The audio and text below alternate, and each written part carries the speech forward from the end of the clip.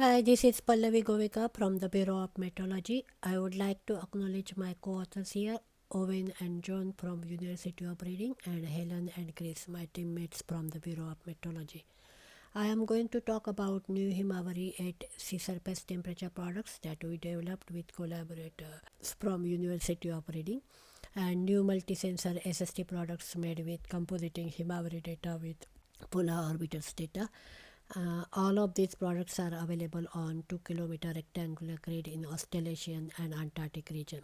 Himawari-8 and 9 geostationary satellites are operated by Japanese Meteorological Agency. The satellite is located at 140.7 east and observes Earth from 80 east to 160 west and from 60 north to 60 south. Himawari-8 became operational on 7th July 2015 and Himawari-9 take over on 12th December 22. The optical radiometer advanced Himawari imager AHI on board Himawari-8 and 9 provides full disk images every 10 minutes with 2 km spatial resolution for infrared frequency data at nadir. It has 16 spectral bands for visible infrared wavelengths. The Bureau is producing real-time Himawari-8 SST products since 2016, but they were not sufficiently accurate. In recent years, we collaborated with University of Reading and modified method that they developed for ESA, CCI, SST climatology. With this method, SST is retired with radiative transfer model and Bayesian approach is used for cloud masking, as Owen told us in his presentation earlier. We use RT2 12.3 to simulate top of atmosphere radiances from brightness temperatures. We use 3.9 channel for nighttime only, for daytime and twilight different channels. Bureau's NWP model, XSG analysis and forecast data was used as atmospheric and surface state data. Ice masking was done with Ostia L4 ice and GAMSA SST analysis was used as background SST. Bayesian cloud detection method was used to determine clear sky conditions. Satellite observations and prior knowledge of the surface conditions were used to estimate clear sky probabilities.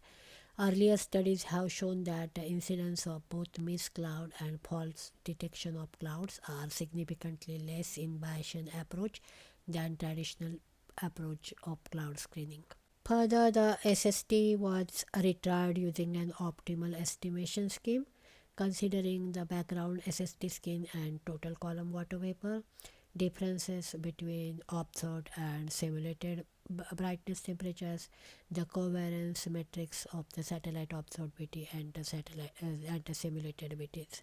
The quality assignment was done considering the clear sky probabilities derived using Bayesian approach, sensitivity of the retrieved SST with true SST, and chi squared of the deviations of the observed brightness temperatures relative to the model brightness temperatures.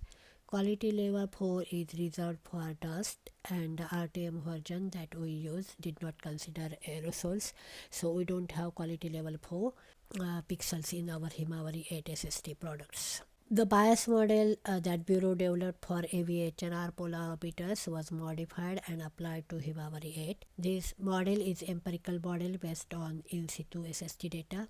We use rolling 1 month window adjusted every 5 days. We use SWAT or full view components like satellite zenith angle, solar zenith angle, and quality level of satellite observations, and geographic components as latitude, longitude, and time. The bias and standard deviation was defined per pixel. Here is the monthly validation of resultant L2P SSTs for 1 year against drifting points and tropical moorings from JTS. Matchup threshold used here were less than 10 km distance and plus or minus 6 hours time difference. The green line shows quality level 5 and orange line quality level 3. For quality level 5, mean bias is about minus 0.06 Kelvin and standard deviation of about 0.45 Kelvin. The higher temporal resolution of Himawari SST data makes it very useful for studies of ocean tidal warming, and the 10-minute sampling period means that a daily composite provides excellent spatial coverage as SST gaps caused by transient clouds are filled in. For hourly composites, we choose the observation closest to the linear interpolation of the last 60 minutes L2P SSTs to the time in question. Goal was to choose best observation, not compute an SST. Similarly, we composited 4 hourly product. Night L3C was determined by choosing the latest SST after local sunset that has the best quality, and all these L3C SST products are available on IMOS 2 km grid. IMOS grid spans 70 east to 190 east and 70 south to 20 north. All data is reprocessed back to 2015 and made available through Australian Ocean Data Network (AODN) and National Computing Infrastructure (NCR) and their thread server. The monthly statistics for one night L3C composites products is shown here. Again, green line denotes quality level 5 and orange quality level 3. For quality level 5, mean bias is less than minus zero point -1 Kelvin and standard deviation is about 0.45 Kelvin. The most widely used IMOS GRIS products are the one-day night 2 km multi-sensor L3S composites formed using AVHLR and VS data. Users like the high spatial resolution, feature resolution, and spatial coverage allowed by combining data from multiple sensors and its high accuracy at quality level 3 and above. The compositing method with use of SSS bias, standard deviation, and quality level is used to construct its multi-sensor L3S SSTs. We recently published the method in this paper. Govekar et al. IMOS L3S products have contributed to many recent scientific publications. It is being used for coral heat stress monitoring in Australia. We experimented with adding Himawari-8 to regular multisensors and constructed geopolar multisensor L3S files. The upper panel shows data coverage for one random day for regular multisensors, and the bottom panel here shows the data coverage improvement with addition of Himawari-8. We wanted to check validation with in situ data to make sure that our products are not less accurate with addition of geostationary satellite data. The left panels in this figure shows stats for multisensor L3S, and right panel shows stats with geopolar multisensor L3S when compared with topical buoys and moorings. The green line denotes quality level 5, blue line quality level 4, and orange line quality level 3. As we see here, we get similar statistics and we are not compromising qualities with addition of Himawari-8 data to the composite SST products. For future, we noticed that our Bayesian cloud scheme was stringent that we applied for Himawari-8. In collaboration of University of Reading, we are modifying our method for Himawari-9.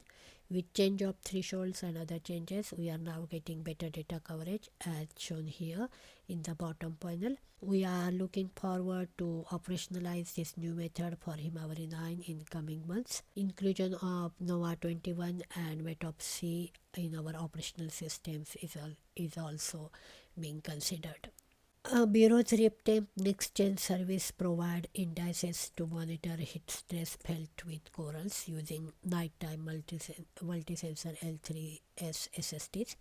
Great Barrier Reef Marine Park Authority in Australia uses these indices to monitor corals for heat stress for years. With the additional data coverage with geopolar multisensors, we are developing new tools for marine heat waves, monitoring heat stress monitoring tools for all Australian coasts. We will be generating marine heat waves and thermal stress monitoring metrics such as anomaly, percentiles, degree heating days, marine heat wave category, etc. To summarize, in collaboration with University of Reading, we are developing more accurate Himawari Level 2 SST products which enable us to produce new Level 3 SST products with enhanced temporal resolution and improved spatial coverage.